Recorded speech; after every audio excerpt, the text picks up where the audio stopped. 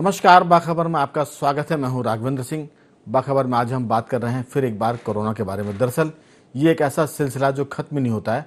खत्म होने से हमारा मतलब है कि वो कम नहीं हो पा रहा है।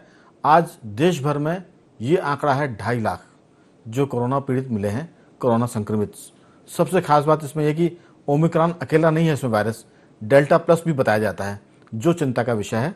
इसलिए हम इस पर बार बार बात करते हैं कि ये मामला केवल ओमिक्रॉन को लेकर लापरवाही बरतने का नहीं है। आज प्रधानमंत्री नरेंद्र मोदी ने देश के मुख्यमंत्रियों से भी बातचीत की, लेकिन आपको बता दें कि देश में कोरोना पीड़ित का आंकड़ा जो है वो 27% उछल गया है, जो चिंता की बात है। कल तक देश भर में ये आंकड़ा था 1,94,000 और आज बढ़कर हो गया है 2,47,000। इसमें 900 लोगों की मौत की खबर भी है। दरअसल ये मौत के आंकड़े बताकर, बीमारी के आंकड़े बताकर हम डराना नहीं चाहते, लेकिन इसके पीछे सजगता की ज़रूरत है। जो लोग लापरवाही करेंगे वो बीमार पड़ेंगे और कहीं ना कहीं फिर वो पूरे परिवार और समाज के लिए भी नुकसान पहुंचाएंगे। तो ये सब महत्वपूर्ण मुद्दे हैं जिन पर हम विस्तार से बात करेंगे। पड़ोसी राज्य का भी हम जिक्र करेंगे। छत्तीसगढ़ में भी ये आंकड़ा बढ़ रहा है। कल तक 5,000 थे पीड़ित, आज उनकी संख्या बढ़कर हो गई है 5,500। तो कह सकते हैं कि ये आंकड़ा लगातार बढ़ रहा है। मध्य प्रदेश अभी इस मामले में थोड़ा सा सुरक्षित है, छत्तीसगढ़ की तुलना की हम बात करें, लेकिन आंकड़े बढ़ रहे हैं जो चिंता पैदा करते हैं। मध्य प्रदेश में भी राज्य सरकार के मंत्री पीड़ित हो गए हैं और ख़ास बात यह है कि अब आम ही नहीं, खास लोग भी इसके शिकार हो रहे हैं। चिकित्सा शिक्षा मंत्री विश्वास सारंग कोरोना संक्रमित पाए गए हैं। तुलसी सिलावट, कृषि मंत्री कमल पटेल, राजस्व मंत्री गोविंद राजपूत, ये ऐसे प्रमुख नाम हैं जो शिवराज सरकार के मंत्री हैं और कोरोना के संक्रमण का शिकार हो गए हैं। इस पर हम विस्तार से बात करेंगे। हमारे साथ टेलीफोन लाइन पर दो वरिष्ठ पत्रकार रंजन श्रीवास्तव जी और चैतन्य भट्ट जी फोन पर रहेंगे और स्टूडियो हमारे साथ मौजूद है हमारे साथी पत्रकार संजय सोनी जी। आप तीनों का बहुत बहुत स्वागत है। सबसे पहले मैं रंजन जी आपके पास आना चाहूँगा। ये जो मामला है, चिंता की बात तो है ही है। ऑक्सीजन की कमी की बात भी लोग कर रहे हैं। सरकार ने बहुत कोशिश की कि उसकी पूर्ति हो, लेकिन जब ये मरीज बढ़ेंगे और ऑक्सीजन की ज़रूरत पड़ेगी तब ये टेस्ट होगा कि ऑक्सीजन कितनी मिल रही है, कितनी नहीं मिल पा रही है। अभी तक जो रंजन जी कहा जा रहा है कि 1% मरीज ऐसे हैं जिनको ऑक्सीजन की ज़रूरत पड़ेगी, लेकिन बाकी लोग बिना ऑक्सीजन के ठीक हो जाएंगे। बहुत सारे घरों में ठीक हो जाएंगे जिनको वैक्सीन लगी है, और जिनको वैक्सीन नहीं लगी है वो शायद अस्पताल तक जाएं। हमारा सवाल आपसे यह है कि जो डॉक्टर कहते हैं कि इसका इलाज तो कुछ है नहीं रंजन जी, सिर्फ विटामिन देते हैं और सांस में दिक्कत हुई तो ऑक्सीजन लगाते हैं।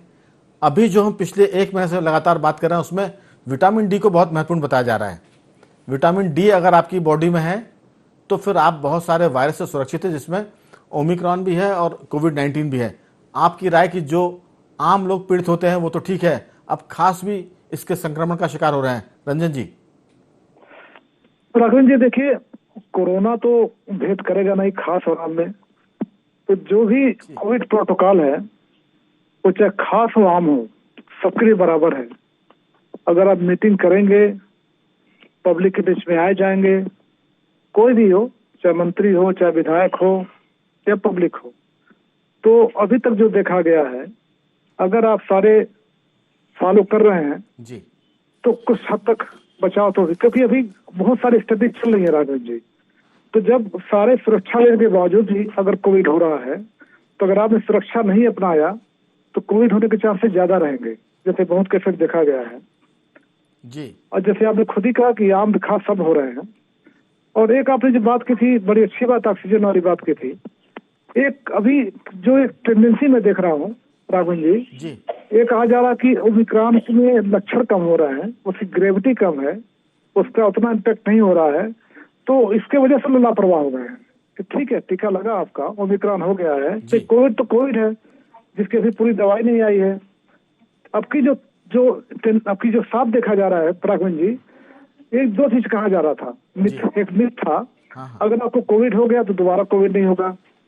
दूसरा, तो अगर आपने वैक्सीन लगवा लिया तो उसका चांसेस नहीं है। लेकिन इस बार जो थर्ड वेव आया है और आ चुका है, हमारे बीच में है, ऐसे लोग जिनको कोविड हो चुका, दोबारा कोविड हो रहा है, जैसे विश्वास सारंग को, मंत्री को, उनको हुआ, पीसी शर्मा को हुआ, तो ऐसे लोग पहले हो चुका था। और ऐसे बहुत सारी संख्या में लोग हैं जिनको वैक्सीनेशन हो चुका है, जिनका दोबारा हो रहा है। तो इट मीन्स कि ये लगता है वो ओमिक्रॉन उसको भेद रहा है, जो आपका सुरक्षा कवच है उसको तोड़ के अंदर जा रहा है। तो इससे बचाव ही अभी एक सुझाव है। दूसरा, आपने जो ऑक्सीजन की बात की, ये फैक्ट है कि अगर केसेज बढ़ेंगे, और आज राघवेंद्र जी एक और चीज हुआ है मध्य प्रदेश में, जी जो पॉजिटिविटी रेट है केसेज का 5% से ज्यादा हो गया, जो कि भयावह माना जाता है।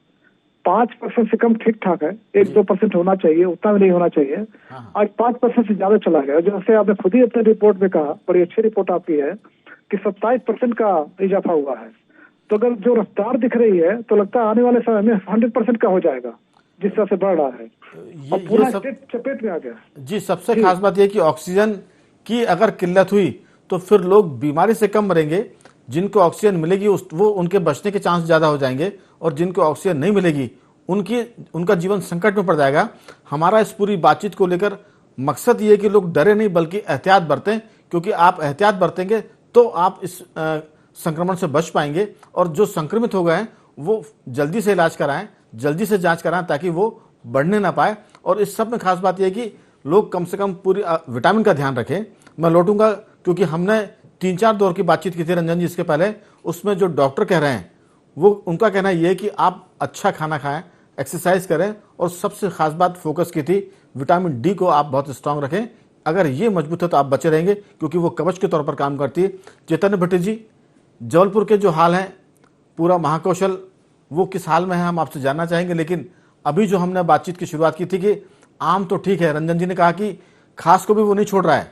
हमारा कहने का मतलब था कि जो खास लोग हैं, जिनके पास खाने पीने के साधन बड़े संतुलित होते हैं, जो डाइट चार्ट हमारे डॉक्टर के हिसाब से प्लान करते हैं, वो भी इसकी चपेट में आ रहे हैं।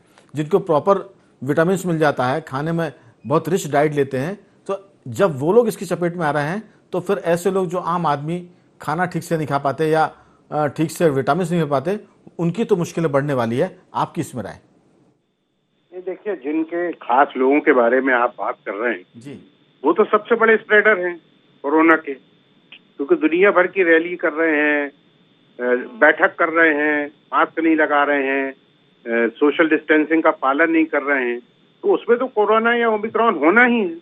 आम आदमी की जहां तक बात है कि आम आदमी पे जिस तरह के आप दबाव बना रहे हैं, मास्क नहीं लगाने पे जुर्माना कर रहे हैं। अभी हमारे कल जबलपुर में नए भारतीय जनता युवा मोर्चा के अध्यक्ष बने हैं जबलपुर के, उनकी इतनी रैली में इतनी जबरदस्त भीड़ थी कि आप देख के हैरान रह जाते। तो जब जो जिन पे जिम्मेदारी है इस बात की कि वो जो दुनिया भर का भाषण देते हैं जनता के लिए कि आप सावधानी रखिए और कोरोना से बचाव रखिए, जब वो खुद इस तरह की स्थितियों में हैं, वो उनको इस बात की चिंता नहीं है कि हमारे जो कार्यकर्ता हैं वो बीमार हो सकते हैं। ठीक है, आप तो बड़े आदमी अस्पताल में भर्ती हो जाएंगे, लेकिन जो छोटा कार्यकर्ता है, जो आपकी जय जयकार कर रहा है, आपके लिए रैली और जुलूस निकाल रहा है, अगर उसको कोरोना हो जाएगा, ओमिक्रॉन हो जाएगा, तो उसकी किस तरह की स्थिति बनेगी। दूसरी बात, अभी तो खैर ऐसा है कि जो डॉक्टर्स कह रहे हैं कि इस पे फेफड़ों पे असर नहीं होता है, इसकी ऑक्सीजन की ज्यादा जरूरत नहीं पड़ती है, इसमें गले में ज्यादा असर होता है, लेकिन शरीर टूटता है, बुखार आता है। अभी कल ही राकेश पाठक जी वरिष्ठ पत्रकार, उनसे बात हो रही थी, वो बता रहे थे बहुत ज्यादा इसमें शरीर टूटता है और गले में खराश रहती है। तो अगर ऑक्सीजन की स्थिति अगर वास्तव में ऐसी बन जाती है कि ऑक्सीजन बहुत जरूरी हो जाएगी, तो आप देखिए कि फिर से उस तरह का निजी अस्पतालों की लूट शुरू हो जाएगी। आप 5 लाख रुपए जमा कीजिए, आप 10 लाख रुपए जमा कीजिए, तब इलाज होगा। तो ये जनता को भी सोचना होगा कि हम इस कोरोना से कैसे बचें। अगर आपने 2 डोज लगवा ली है तो ये जरूरी तो नहीं है कि कोरोना आप पे फिर से आक्रमण नहीं करेगा, क्योंकि तमाम लोग ऐसे हैं जिनको 2 डोज लग चुके हैं, उसके बाद भी कोरोना हो गया। जैसा आपने बताया कि इसमें आपको सबसे बड़ी चीज है कि आपकी इम्यूनिटी पावर कितनी है, और विटामिन डी तो अभी बहुत अच्छा है। ठंड में अगर आप धूप में बैठेंगे तो आपको विटामिन की गोली भी नहीं खाना पड़ती है, धूप से अच्छा विटामिन डी तो कहीं मिलता नहीं है। तो ये सारी चीजें भी आम आदमी को देखना पड़ेगा। लेकिन जब चूंकि आम आदमी को अपनी रोजी रोटी कमाने के लिए बाहर निकलना पड़ता है, तो उसके लिए यही तरीका सबसे बड़ा है कि आप अपनी सुरक्षा अपने हाथों में रखें। बहुत ज्यादा जरूरी हो तो घर से बाहर निकलें, मास्क लगाएं, लोगों से दूर रहें, हाथ न मिलाएं। ये सारी चीजें जब आप कर पाएंगे, लेकिन उसके लिए हमें जो आदर्श है, जो हमारे जनप्रतिनिधि हैं, जो इस तरह की बातें करते हैं, जो हमें ज्ञान की बातें करते हैं, हमको पाठ पढ़ाते हैं, जब वो इस तरह का कोई आदत स्थापित करेंगे तो आम जनता भी उनके पीछे जाएगी। लेकिन जब दिक्कत सबसे बड़ी यही है कि अब आप देखिए कि उत्तर प्रदेश में चुनाव होने वाले, 5 राज्यों में चुनाव होने वाले, तो चुनाव आयोग ने स्पष्ट कह दिया कि साहब सारे दल कह रहे हैं कि चुनाव करवाओ, इसलिए हम चुनाव करवा रहे हैं। तो लेकिन चुनाव में क्या स्थिति होगी आप देख, अभी ठीक है आपने कह दिया कि वर्चुअल रैली कीजिए, लेकिन चुनाव में जब आप जाएंगे तो आपको वोट डालने के लिए तो लाइन लगाना पड़ेगी ना। उस समय कहाँ कौन मास्क लगाता है और कौन हमारा कहना इसलिए कि जो खास लोग हैं वो संक्रमण का शिकार होंगे तो उनको तो सुविधाएं मिल जाएंगी, लेकिन जो आम आदमी है जिसको रोटी की दिक्कत हो रही है वो कैसे दवा लेगा, कैसे ऑक्सीजन की व्यवस्था करेगा। वो धूप में तो विटामिन डी मिल जाएगा, लेकिन चैतन्य भट्ट जी जो अभी आंकड़े आ रहे हैं, अगर आप विटामिन डी की जांच कराएंगे जो आमतौर से लोग नहीं करवाते हैं, अगर जो लोग चैनल सुन रहे हैं आमतौर से लोग विटामिन डी की जांच कम कराते हैं, विटामिन B12 करा लेंगे, B6 करा लेंगे और दूसरी बहुत सारी जांचें कराते हैं, लेकिन विटामिन डी इतनी कम निकल रही है जिसकी जो फिगर है वो खतरनाक है, 9 से भी कम है, 10 के आसपास निकल रहा है, जो कि 50 के ऊपर होना चाहिए, जो उसकी एक तरह से वैल्यू होती है। असल में डॉक्टर लोग इसकी ना तो चर्चा करते हैं ना इसकी इलाज की बात करते हैं, क्योंकि विटामिन डी अगर बढ़ जाएगा तो न केवल कोरोना से बचा हो जाएगा बल्कि बहुत सारी वो बीमारियां जो आपको घेर लेती हैं उससे भी आप बच जाएंगे, और इसके चलते डॉक्टर्स की दुकान बंद हो जाएगी। क्योंकि ये वो फिगर है जांच का, जो पैथोलॉजी में जांच होती है, अगर आप पता करा लेंगे, जो हमने सूचना इकट्ठी की है, मुश्किल से 1% से भी कम विटामिन डी की जांच डॉक्टर लिखते हैं या वहां होने आती है। तो ये बड़ा मामला है। किसी भी वायरस से बचने के लिए विटामिन डी बॉडी में होना जरूरी है। हम इस पर विस्तार से बात करेंगे क्योंकि कई चिकित्सक से हमने बात की थी। संजय जी, चिकित्सकों का कहना यह भी है कि विटामिन डी अकेला ऐसा विटामिन डी है जो विटामिन है जो बॉडी में डिपॉजिट रहता है, बाकी सारे विटामिन आपके शरीर से बाहर निकल जाते हैं यूरिन के जरिए, लेकिन विटामिन डी शरीर में रहने के बाद वो आपके हार्ट को, लंग्स को, किडनी को पावर सप्लाई का काम करता है। अगर विटामिन डी कमजोर होगा तो फिर आपको बीमारियां घेरेंगी, उसमें कोरोना भी शामिल है। लेकिन हम जो बातचीत कर रहे हैं वो दरअसल ये है कि ये अब संख्या बढ़ रही है, खतरनाक होती जा रही है। आज तो 13 जनवरी है, इस महीने के अंत तक ये बहुत भयावह हो सकता है। हम बार बार कह रहे हैं कि इसमें डरने की जरूरत नहीं है, एहतियात की जरूरत है। आप खान पान को ठीक रखें, मास्क लगा लें, जो चीज़ मोबाइल पर आपको रटवाई गई है, संदेशों में आकर, टेलीविज़न पर बातचीत में हम लोग भी जिक्र करते हैं, अखबारों में विज्ञापन छपते हैं, लेकिन आप देखिए कि चाहे सड़क पर ट्रैफिक सिग्नल पर लोग रुकते हैं, हेलमेट भी नहीं होता उनके सिर पर और ना चेहरे पर मास्क होता है। ये जो तकलीफ है बढ़ने वाली है, आपकी इसमें राय? देखिए, इसमें बिल्कुल बहुत महत्वपूर्ण विषय है आज का, और मैं समझता हूँ कि कोरोना की जो तीसरी स्टेज है, मैं समझता हूँ पहले स्टेज में लोग अलर्ट थे, उन्होंने बहुत एहतियात भी बरता। आदमी घर पे पेपर लेता था तो पेपर को भी प्रेस कर लेता था कि इसमें कहीं कोई उसके लक्षण, कोई कण ना आ जाए जो घर में किसी को प्रभावित कर दे। अब इसके बाद जैसी सेकेंड स्टेज आती है तो सेकेंड स्टेज में जब भयावह स्थिति होती है तो लोग डरते हैं उस समय, और जब उस समय डरते हैं तो लोगों को अलर्टनेस भी आती है। मगर अब मैं समझता हूं कि अलर्टनेस तो वैसी होनी चाहिए, मगर अब कहीं समाज में, बाजार में कहीं दिख नहीं रही है, क्योंकि उसका कारण है कि सरकारें भी इसमें बहुत हद तक दोषी हैं। क्योंकि सरकार को जो एहतियात पहले फ्रंट समय पे कर देना चाहिए था, जैसे मान लीजिए मध्य प्रदेश की सीमाएं हैं, मतलब मेरा ये पर्सनल सुझाव भी है कि अगर मध्य प्रदेश की सीमाएं, आपने जैसे ही पता चला कि महाराष्ट्र में बहुत है और अन्य स्टेटों में बहुत माहौल बिगड़ रहा है कोरोना का, तो अगर आप मध्य प्रदेश की सीमाओं को सील कर दें या उसमें कोई एहतियात बरतें तो कम से कम अपने प्रदेश में ये माहौल बिगड़ता। मगर अब हो क्या रहा है कि कोरोना जिस तरह पैर पसार रहा है, अब इसके 4 गुने असर हैं, यानी उसके 4 गुना फैलाव है इस बार का जो ओमिक्रॉन है या वेरिएंट जो है, इस वेरिएंट के 4 गुना प्रभाव है। अब 4 गुना प्रभाव है, यानी एक आदमी पहले तो अगर सामने जो व्यक्ति पड़ता था तो उसको प्रभावित करता था, मगर अब ये उसके आसपास सराउंडिंग में सब तरफ प्रभावित करता है। बिल्कुल। तो जब ऐसे हालात हैं तो सरकार अब चेत रही है कि जब उसके 4 मंत्री और खुद प्रमुख सचिव राघवेंद्र सिंह और उनके विभाग के कुछ और जनसंपर्क अधिकारी और अन्य अधिकारी जब प्रभावित हो गए, तो अब मीटिंग तो हमने देखा है कि शिवराज जी लगातार कर रहे हैं, मगर वो जनता तक मैसेज कैसे भिजवाएंगे, सरकार प्रशासन कैसे अलर्ट होगा, कैसे उस पर रोकथाम होगी, ये बहुत महत्वपूर्ण विषय है। पूछते हैं जी, रंजन जी से पूछते हैं। रंजन जी, हम दोष दे सकते हैं प्रशासन को, पुलिस को, सरकारों को। लेकिन जैसे संजय जी कह रहे हैं, चिंता की बात तो है, लेकिन अब ऐसा कोई व्यक्ति मुझे नहीं लगता कि हो जिसको ये ना पता हो कि कोरोना संक्रामक है, जानलेवा भी है, और पिछले हम साल की बात करें तो लोगों ने अप्रैल, मई, जून में बहुत लोगों को खोया भी है। तो मुझे लगता है कि इसमें लोग अनजान तो नहीं है। जहाँ तक लापरवाही की बात है, वहाँ सरकार ने भी सख्ती कम की है, लेकिन अब मुझे लगता है कि हम सख्ती करने में लेट हो चुके हैं। अब अगर और लेट होंगे तो ये मामला बहुत मारक होगा, भयावह होगा। आपको लगता है कि सरकार को चाहिए कि वो विटामिन डी की टैबलेट्स बंटवाए free, vitamin C, vitamin B की दवाइयाँ जो है वो मोहल्लों में जो गरीब इलाके हैं या जो कुल मिलाकर अस्पतालों में इसकी बिक्री बढ़नी चाहिए, इसको देना चाहिए। और मास्क का भी एक तरह से उन लोगों को देना चाहिए जो गरीब लोग हैं, जिनको मास्क खरीदने में दिक्कत होती है, क्योंकि 10 रुपये का एक मास्क आता है, रोज़ बदलना या हफ्ते में 2-4 बार बदलना उनके लिए मुश्किल काम होगा। तो मुझे लगता है कि विटामिन पर जोर होना चाहिए। स्वयंसेवी संस्थाएं वो काम कर रही हैं। और एक चीज़ और मैं बोलूँगा, तीनों साथियों से मेरा आग्रह है कि वो इस पर ज़रूर बात करें। सबसे जब पहला दौर आया था तब होम्योपैथी, एलोपैथी और आयुर्वेद के हमने काढ़े सुने थे, बहुत सारी दवाएं भी अब बन गई हैं। तब तीनों पैथी ने मिलकर काम किया था। उसमें हम ये कह सकते हैं कि गिलोय एक बटी होती है, गिलोय एक बेल होती है, उसको खाने से भी इम्यून सिस्टम स्ट्रांग होता है। वो सब चीज़ें होम्योपैथी की दवाएं थी, आर्सेनिक 30 थी, एकोनाइट थी। एलोपैथी में तो बहुत सारी दवाएं हैं, डोलो 650 बुखार के लिए लोगों ने इस्तेमाल की थी, डॉक्टर्स ने बहुत लिखी थी। अब हमें लगता है कि तीनों पैथी को मिलकर काम करने की ज़रूरत है और विटामिन की टैबलेट मुफ्त में बांटी जानी चाहिए। आपकी राय?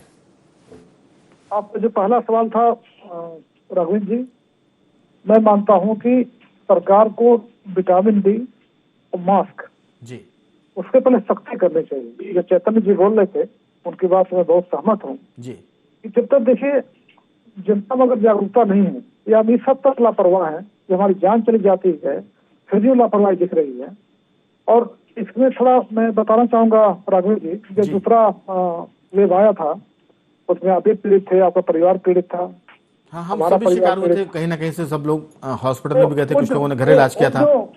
वो जो दहशत थी राघवेंद्र जी, हमें सड़क पे 15 दिन दिखा। मुझे बड़ा अच्छा लगा कि चलो जनता में इसके बाद तो इतनी अवेयरनेस आ गई है, इतनी मौतें हुई हैं आस पास पड़ोस में, घरों में कि लोग, लेकिन उसके बाद 15 दिन के बाद फिर वही ढर पे आ गए लोग।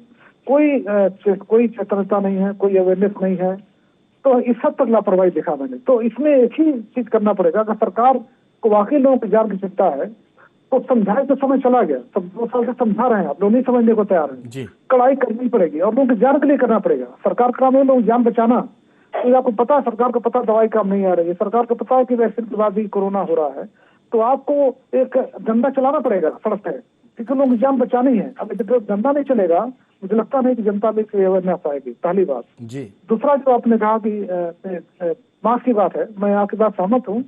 मास्क बहुत सस्ता आता है। अगर चौराहे पे, सड़कों पे पुलिस के लोग या जो स्वयंसेवी संस्थाएं हैं, सरकार के लोग अगर मास्क बांटते हैं तो जाहिर उसका फायदा होगा, लोगों में अवेयरनेस आएगी। थर्ड मेरा मानना है, जो रोको टोको अभियान है राघवेंद्र जी, वो तो इफेक्टिव होना चाहिए। जैसे जो सरकारी अमला है, सरकारी अमला पे हम देखते हैं रोड पे पुलिस वहां चलते हैं, हाँ भाई हट जाइए, मास्क पहने, जो भी है, ये बहुत इफेक्टिव होना चाहिए। अगर मार्केट में आप गाड़ियां चल रही हैं, जो सरकारी अमले के लोग हैं लगातार समझाई दे रहे हैं, तो उसका भी असर पड़ेगा। और जो अभी चौथी बात कही, दवाई की बात है, उससे भी सहमत हूँ कि सरकार को बिल्कुल बहुत ही एग्रेसिवली इस पे काम करना चाहिए। हम कहते हैं होम्योपैथी उसका फायदा ना हो, किसके दिमाग में फायदा नहीं करेगा, आयुर्वेदिक फायदा नहीं करेगा, लेकिन नुकसान भी तो नहीं करेगा ना, आपकी इम्यूनिटी बढ़ेगी। लेकिन रंजन जी, होम्योपैथी के मामले में एम्स ने भी एक बुलेटिन जारी किया था। उन्होंने बकायदा कहा था कि ये दवाएं आप ले सकते हैं। मध्य प्रदेश सरकार ने भी आर्सेनिक 30 और एकोनाइट को मुफ्त में बंटवाया था। पहले दौर की हम बात कर रहे हैं, हम पिछले साल की अप्रैल मई की बात नहीं कर रहे, उसके पहले की बात कर रहे हैं। तो ये जो चीजें हैं, होम्योपैथी की दवा भी सरकार ने बांटी थी, सरकार ने रिकमेंड किया था। आयुर्वेद में तो काढ़े चले थे। किसी के दिमाग में शंका की दवा काम नहीं करेगी, जिसकी बात मैं कर रहा हूँ, तो भी लेने कोई हर्ज नहीं, नुकसान तो नहीं करेगा जी। तो सारे चीज करना पड़ेगा हमें, कोरोना ना हो उसके लिए। कोरोना हो जाए ठीक है, उसके बाद हॉस्पिटल है, ऑक्सीजन जो भी है, लेकिन कोरोना ना हो उसकी सारी कोशिश करनी चाहिए, सरकार को भी और जनता को भी। और जनता अगर नहीं कर रही है तो एक कड़ा होना ही पड़ेगा, एक धंधा चलाना ही पड़ेगा। बिल्कुल कठोरता की जरूरत है। चैतन्य भट्टी जी, सरकार को सख्ती पर आना पड़ेगा, भले ही सरकार की लोग आलोचना करें, क्योंकि अगर केसेस बढ़ेंगे तब भी सरकार की आलोचना होनी है। अगर केस बढ़ने के पहले सरकार सख्त हो गई तो शायद आलोचना सरकार को झेलनी पड़े, लेकिन लोग मरने से बचेंगे, लोग बीमार होने से बचेंगे। एक फायदा समय से, वैसे लेट होगा, समय से पहले नहीं, अब हम अभी भी लेट हैं, लेकिन अभी भी सरकार सख्ती करती है, सरकारी स्कूल बंद कर दें, कॉलेज बंद कर दें, क्योंकि अभी जो सबसे खतरनाक है, बच्चे स्कूल जा रहे हैं सरकारी, प्राइवेट स्कूल तो बंद हो गए हैं। सरकारी स्कूलों में मास्क फ्री बांटें, दवाएं फ्री दें, और उसके अलावा इनको बंद करने की जरूरत है। आपकी राय? देखिए राघवेंद्र जी, डंडा तो अभी भी आम जनता पे फटकारा जा रहा है। डंडे की जरूरत उनके अपने लोगों को है फटकारने की, जो इस तरह की नौटंकियां कर रहे हैं, रैलियां कर रहे हैं, नहीं, उसमें सब शामिल है। आपके यहाँ जो रैली निकल रही है वो भी शामिल है इसमें, चाहे वो मोर्चे के अध्यक्ष की हो, या कांग्रेस की हो, या बीजेपी की हो, क्योंकि किसी भी दल की हो, किसी भी दल की हो। जी जी। दूसरी बात जो है कि बच्चों के स्कूल बंद करने के लिए 3 दिन से मंथन चल रहा है कि साहब बच्चों के स्कूल बंद करें कि ना करें। अरे भाई, 3 दिन से आप क्या सोच रहे हैं? इंदर सिंह परमार तो निर्देश दे रहे थे कि बंद हो जाएंगे स्कूल, लेकिन मुख्यमंत्री ने कहा कि अभी ऐसी स्थिति नहीं आई है जिसमें स्कूल बंद कर दिए जाए, जबकि छोटे बच्चों पे ज्यादा संकट की स्थिति। 50% ओमिक्रॉन जो है वो बच्चों पर अटैक ज्यादा कर रहा है, बच्चों पे ज्यादा अटैक हो रहा है। दूसरी बात जो आपने विटामिन डी की कही, अगर ये बात दवाई वालों को तक पहुंच गई तो आप ये मान के चलिए कि कल से विटामिन डी की गोलियों पे कालेबाजारी शुरू हो जाएगी, क्योंकि ये बहुत अच्छा तरीका होता है पैसा कमाने का। आप देखिए कि जो 300 रुपए का ऑक्सीमीटर आता था वो 1500 रुपए में बिका है। तो अगर विटामिन डी की गोलियां सरकार बांटे तब तो ठीक है, लेकिन अगर बाजार में अगर आप जाएंगे लेने के लिए तो कल से आप देख लीजिए कि विटामिन सी और विटामिन डी की गोलियों में कालाबाजारी शुरू हो जाएगी। दुकानदार कह देगा साहब हमारे पास नहीं है, आप बोलो तो हम कहीं से जुगाड़ लगा दें। एकदम सही बात है। मनोवृत्ति है इंसान की, वो भी इसमें बहुत घातक होती है। और इसका आपने उदाहरण देखा भी होगा, जब कोरोना का दूसरा दौर आया था जिसमें बहुत भयावह स्थिति थी, किस तरह से लोगों को लूटा गया है और करोड़ों रुपया निजी अस्पतालों ने कमा लिया, क्योंकि सरकारी अस्पतालों की वो बिल्कुल। चेतन जी, दरअसल है क्या कि इलाज कुछ है नहीं और बिल लाखों का आ रहा है, 5-5, 6-6, 8-8, 10 लाख के बिल आ रहे हैं। और ऐसा नहीं कि इस बार कोई बिल कम आएंगे। सरकार ने तय कर दिया है कि आईसीयू का एक बेड एक दिन का 15,000 रुपए। अब उसमें आप सोचिए कि दवाएं अलग से आएंगी, तो दवाएं जब कुछ है नहीं, दवा तो विटामिन सी आप दे रहे हैं और स्टेरॉइड देते हैं, तो इसमें फिर आदमी जान तो बच जाएगी, लेकिन वो कहेगा कि इससे तो बेहतर ही में मर जाता है, क्योंकि इतना बिल आ जाएगा। जी नहीं, ये देखिए स्टेरॉइड की जहां तक बात है, तो स्टेरॉइड से तो ये स्थिति बनी कि लोगों की शुगर 600 तक पहुंच गई। बिल्कुल। तो वो स्टेरॉइड भी कोई उसका कोई सॉल्यूशन तो था नहीं। टोटल विटामिन सी देते थे, विटामिन बी देते थे, विटामिन डी देते थे और स्टेरॉइड देते थे। क्योंकि इसका कोई इलाज तो सामने आया नहीं था। अपना ही एक किस्सा बता रहा हूं आपको। मैं खुद 28 दिन तक मई के महीने में कोरोना का शिकार रहा, अस्पताल में भर्ती रहा। 10 लीटर ऑक्सीजन मुझे पर डे लगती थी, और जब ये चीज़ें कंट्रोल में नहीं हुई तब मुझे स्टेरॉइड दिया गया, और वो 10 दिन मुझे इंजेक्शन लगे और बाकी 10 दिन मुझे टैबलेट दी गई स्टेरॉइड की।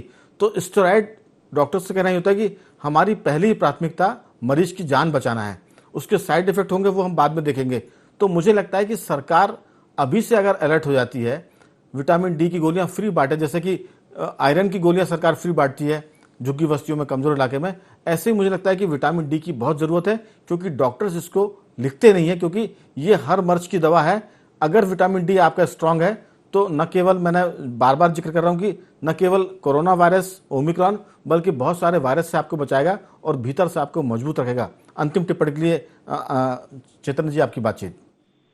नहीं, मैं वही बता रहा हूँ कि जो आप विटामिन डी की बात कर रहे हैं, निश्चित तौर पे विटामिन डी हर व्यक्ति के शरीर में एक निश्चित सीमा तक होना चाहिए। लेकिन आप जैसा बता रहे हैं कि विटामिन डी के लिए लिखते नहीं है डॉक्टर, विटामिन डी की बहुत कम लोगों के लिए जांच लिखते हैं। बिल्कुल। अब मेरा आपसे आग्रह है कि हमारे पास सिर्फ चेतन जी 1-1.25 मिनट का समय है, अगर 10-10, 20 सेकंड में कह देंगे तो आपका फाइनल इसमें कोट आ जाएगा। रंजन जी, आपकी इसमें क्या राय है? सरकार को सख्ती करना चाहिए, आपने कह दिया, सबकी ये राय है, विटामिन सी गोलियां फ्री सरकार को बांटना चाहिए? नहीं, बिल्कुल बांटना चाहिए। मैंने कहा जो सारे मेजर्स लीजिए, होम्योपैथी की बात है, आयुर्वेदिक हो या विटामिन डी हो या सख्ती करने की बात हो, स्कूल कॉलेज सारे मेजर्स लेने चाहिए, क्योंकि थर्ड से हम हल्के नहीं ले सकते इसको। ठीक है। इस तरह से केसेस बढ़ रहे हैं। संजय जी, आपकी इसमें अंतिम टिप्पणी। देखिए, सरकार मीटिंगें बहुत कर रही है, मगर मेरा उनको सुझाव भी है कि अभी जो हॉस्पिटल में स्थितियां नहीं बनी है, विकराल स्थिति नहीं है, हॉस्पिटल को गाइडलाइन जारी करें, हॉस्पिटल के दिशा निर्देश तय करें और उसके आसपास जितने सराउंडिंग इलाके हैं उनको ध्यान में रख के सरकार एक नियम बनाए कि ज्यादा से ज्यादा उस पर रोकथाम लग सके। चलिए, तीनों मेहमानों का बहुत धन्यवाद। चैतन्य जी आपका भी, रंजन जी आपका बहुत बहुत धन्यवाद, संजय जी आपका भी बहुत बहुत शुक्रिया कि आपने चर्चा में हिस्सा लिया। दर्शकों को बता दें कि स्कूल कॉलेज को तत्काल बंद करने की जरूरत है। अस्पतालों के बाहर, मोहल्लों में, गलियों में आपको विटामिन की गोलियां, विटामिन डी, विटामिन सी और विटामिन बी की गोली बांटने की जरूरत है। और उसके साथ साथ मास्क भी बांटने की जरूरत है, क्योंकि लोगों में अवेयरनेस तो है लेकिन लापरवाही है। और इसके बाद सरकार को सबसे बड़ा कदम सख्ती की जरूरत है, कठोरता की जरूरत है, ताकि लोग बच सकें। सरकार की आलोचना तो अभी भी होगी और उसके बाद भी होगी। बेहतर हो कि सरकार आलोचना अभी स्वीकार कर ले ताकि लोगों की जान बच जाए। बाखबर में आज सिर्फ इतना ही, क्योंकि हम आपको हमेशा करते रहेंगे बाखबर।